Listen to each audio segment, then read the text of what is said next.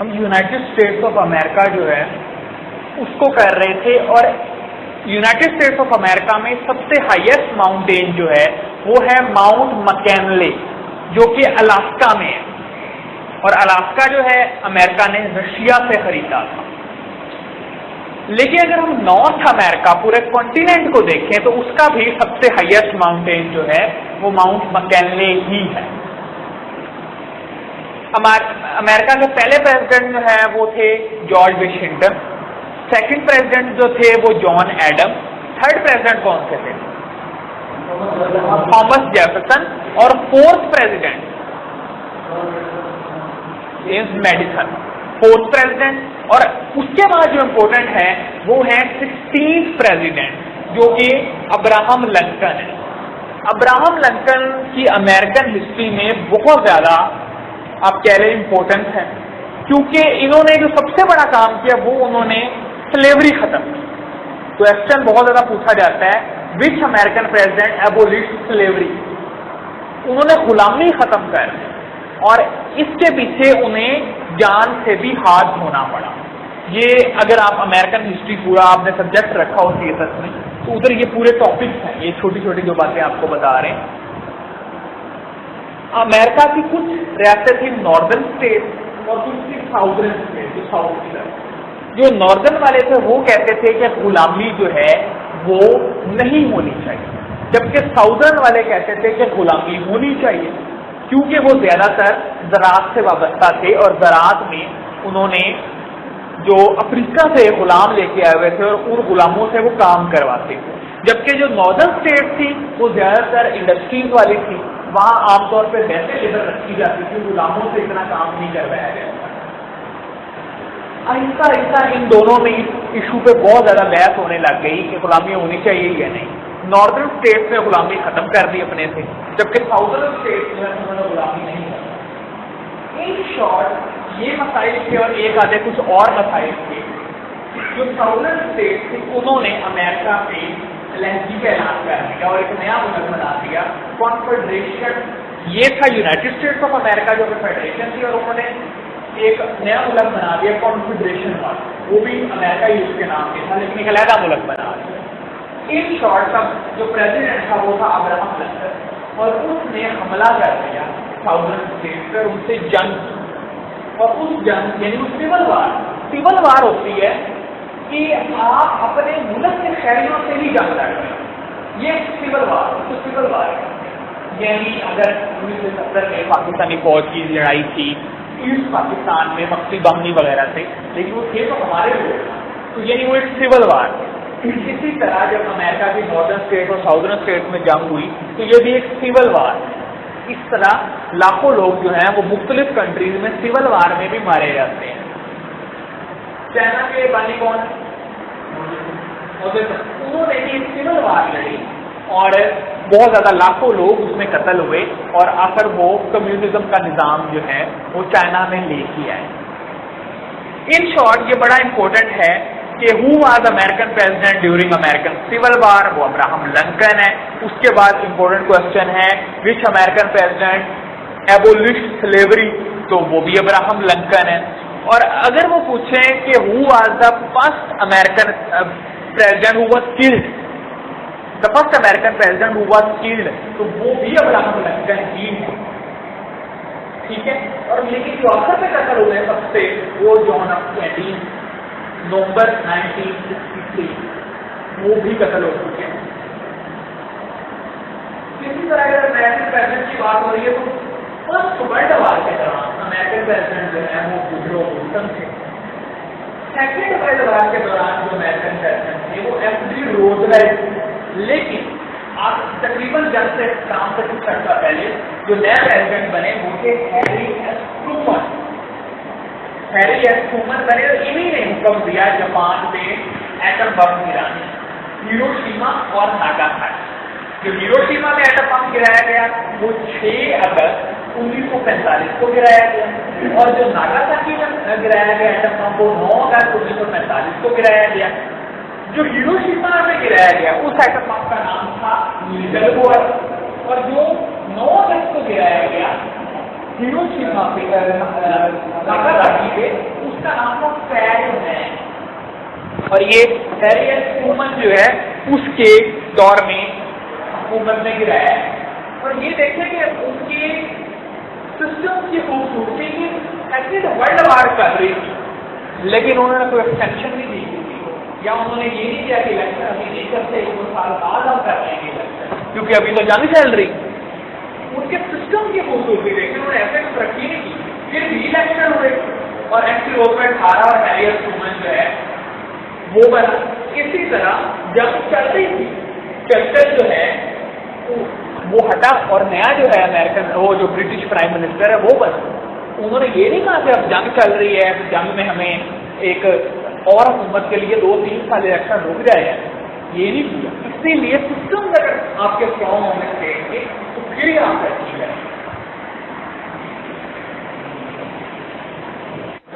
ایک کوشچن اور رہ گیا کہ وہ کئی دفعہ پوچھتے ہیں who was not the head of state during second world war, تو اس میں ڈفرینٹ آپشن ہوں گے. اس میں آپ نے کیا لگانا ہے؟ اس میں آپ نے تھیوڈر روزویلٹ لگانا ہے, کیونکہ جو پریزیڈنٹ تھا وہ تھا ایف ڈی روزویلٹ.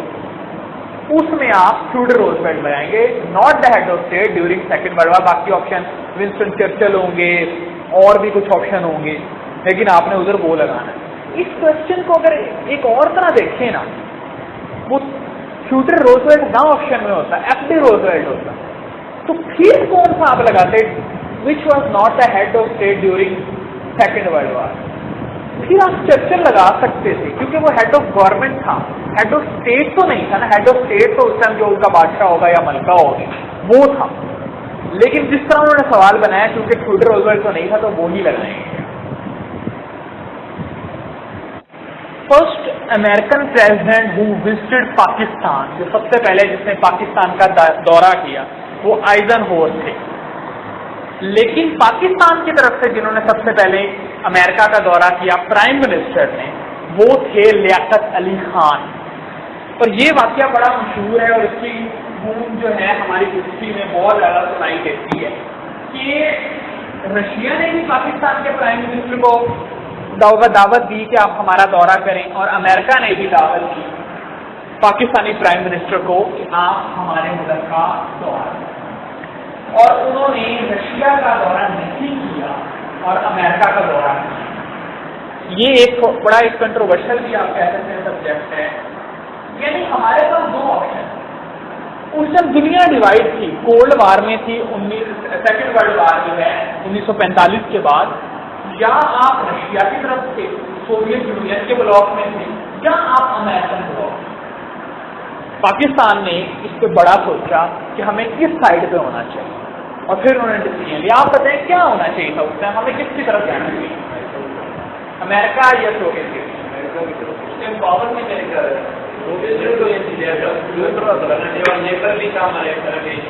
ایک اینگل سے دیکھیں تو ہم سوویت یونین ہمارا نیبر بھی تھا. اب جو وخان کوریڈور ہے اس کے ساتھ تاجکستان ہے ہمارے, پاکستان اور تاجکستان کے درمیان وخان کوریڈور ہے جو کہ افغانستان کے گھر ہے, ٹھیک ہے. لیکن وہ اس ٹائم وخان کوریڈور کے آگے رشیا تھی, ہمارے ساتھ سوویت یونین تھا. ایک تو یہ اینگل ہے. دوسری بات یہ ہے کہ سوویت یونین پہ کوئی بھی ہمارے ساتھ کرم جوشی دکھا رہا تھا, کانگریسی کی قیادت ہے وہ قریب تھی سوویت یونین سے قیادت. تو انڈیا میں اس کی سائڈ پہ تھا, جب انڈیا تھوڑا اس کی سائڈ پہ تھا تو ہم نے تو امریکن کی طرف کی جانا. دوسرا ہم نے کیلکولیشن کی کہ زیادہ ملٹریلی اسٹرانگ جو ہے وہ امریکہ ہی, اور وہ اکانومیکلی بھی زیادہ اسٹرانگ تھا, ہمیں اس کو پیسے بھی مل سکتے ہیں اور فوجی مدد وغیرہ وہ بھی مل سکتی ہے.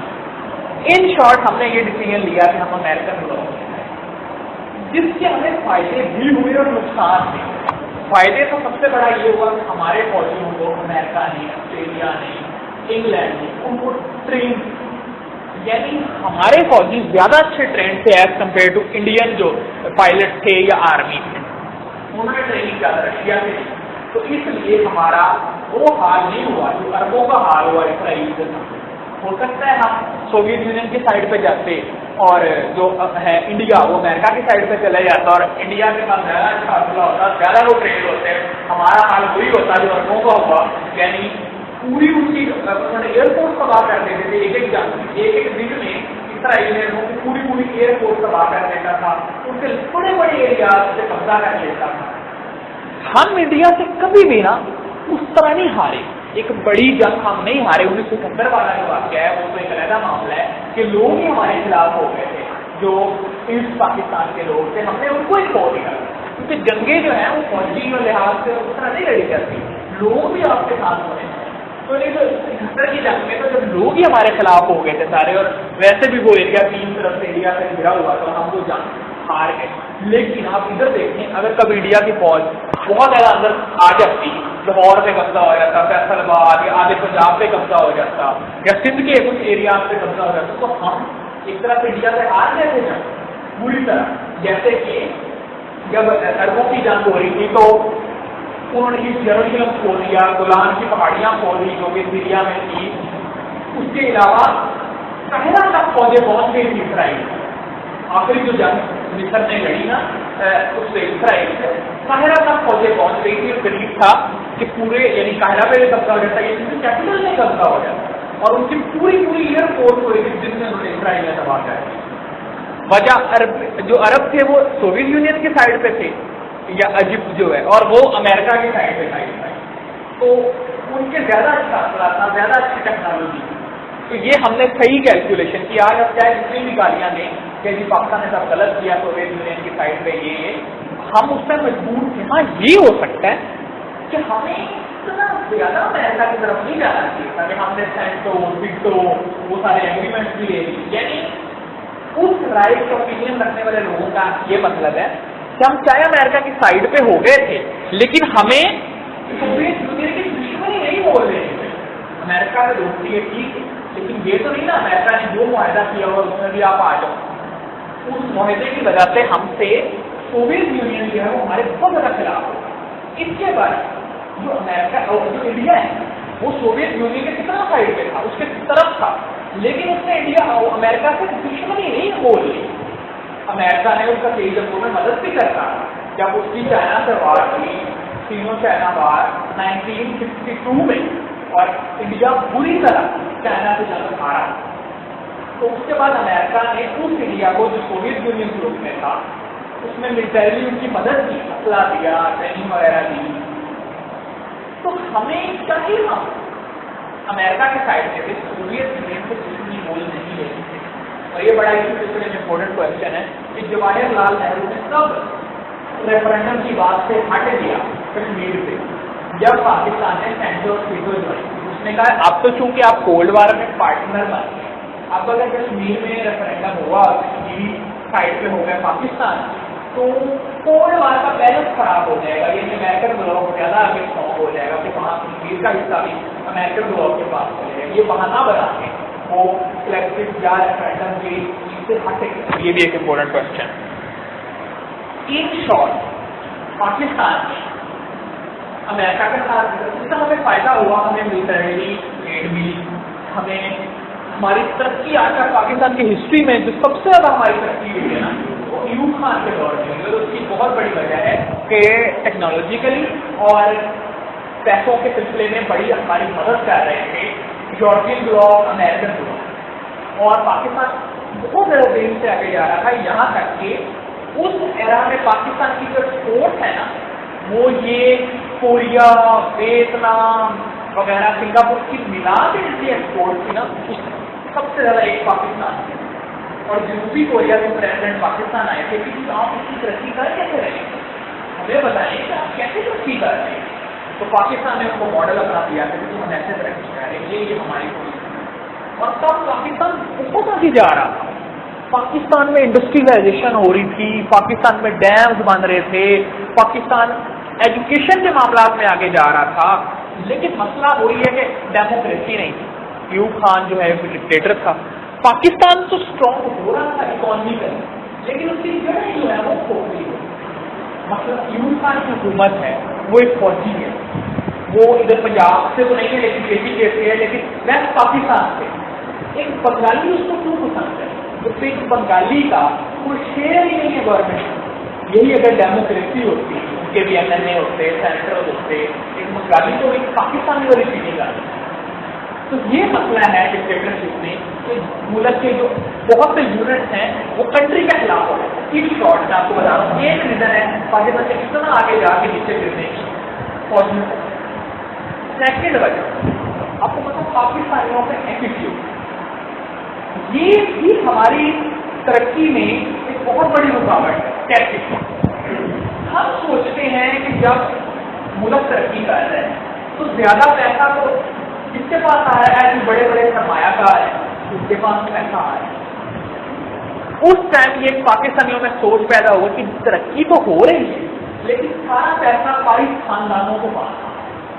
انہیں کی فیکٹریز ہیں, انہیں کی انڈسٹریز ہیں, اور ایک عام پاکستانی کو بھی اتنا فائدہ نہیں ہوگا. ایک تھوڑی کمیونزم والی سوچ بھی تھی اور آپ کہہ لیں کہ ہم سمجھتے ہیں کہ جو امیر ہو گئے نا جو پوری لوٹے جا رہے ہیں ملک کو, اس وجہ سے ترقی نہیں ہوگی.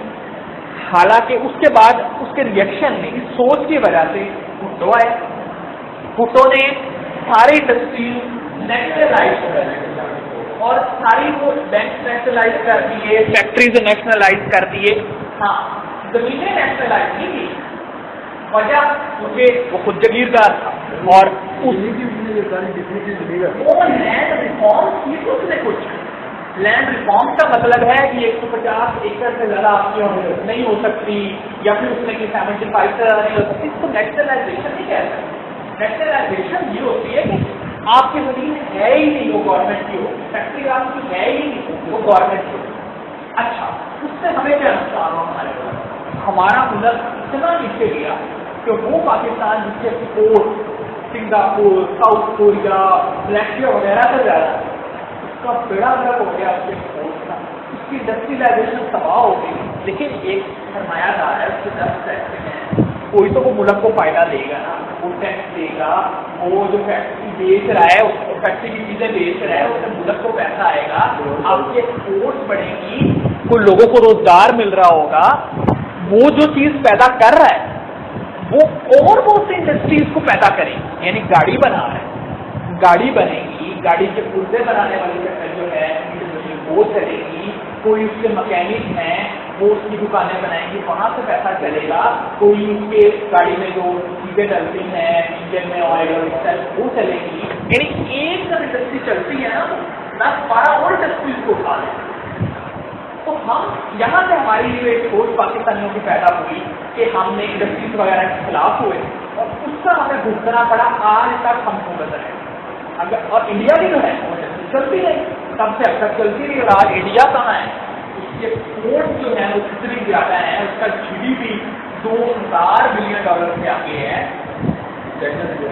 جی چائنا سے تو زیادہ نہیں ہے, چائنا کا تو $11,000 بلین ہے GDP. اس کا تو 2-3,000 کے قریب ہے انڈیا کا, اور اس کے بعد جو امریکہ ہے وہ 20,000 کے لیے ہے. اب وہ سلائی میں جا رہے ہیں انڈیا کا یہ ہے کہ اب اس کی جو ہے نا گروتھ ریٹ وہ اتنا تیز نہیں ہے جتنا جیسے ہم بات کر رہے تھے کہ پاکستان کا پچھلے دور میں 5.8 ہو گیا تھا گروتھ ریٹ, اور اب اس ٹائم 2 کے قریب پہنچ گیا. اسی طرح کانگریس کے دور میں بہت تیزی سے انڈیا کا جا رہا تھا, ایک دور میں 9 یا 10 پہ پہنچ گیا تھا انڈیا کا گروتھ ریٹ, جو کہ انڈیا کی ہسٹری میں کبھی نہیں آیا. وہ ان کا زور تھا صرف اور صرف معاشی ترقی, اور انڈیا بہت تیزی سے آگے جا رہا. پھر یہ مودی صاحب آ گئے, ان کے دور میں انڈیا کا گروتھ ریٹ نیچے گیا, لیکن اتنا نیچے نہیں گیا جتنا ہمارا ہے. 6-7 پہ آلموسٹ ان کا گروتھ ریٹ پہنچ گیا, اور اب شاید 4 اس سے بھی نیچے آ رہا ہے.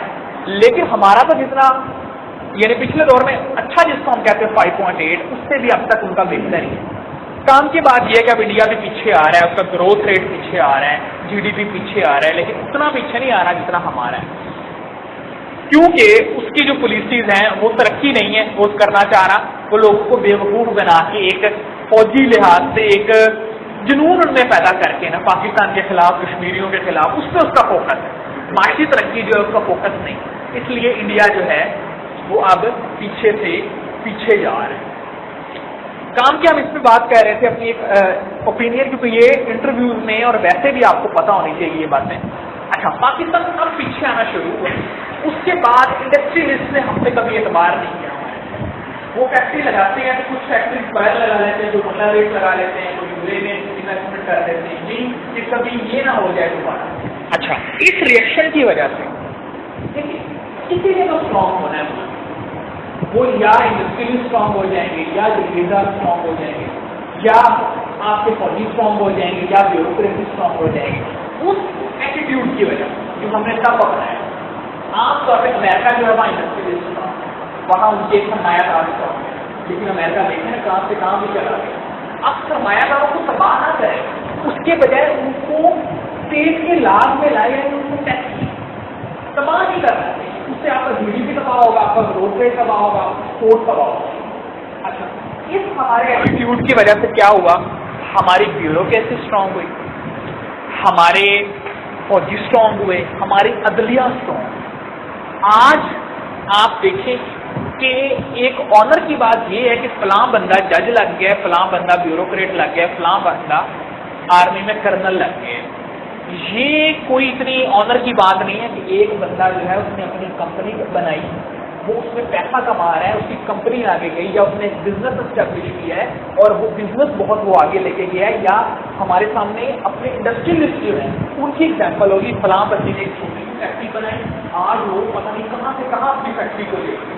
اور ملک کو تو انویسٹمنٹ سے, انڈسٹری سے اور فیکٹریز سے فائدہ ہوگا نا. آپ کا جی ڈی پی بڑھے گا, آپ کا گروتھ ریٹ بڑھے گا, آپ کی اکانومی آگے جائے گی, آپ کی ایکسپورٹس آگے جائے گی, روزگار ملے گا, ملک میں پیسہ آئے گا. ہمارے تعلقات اندرا گاندھی قتل ہوئی.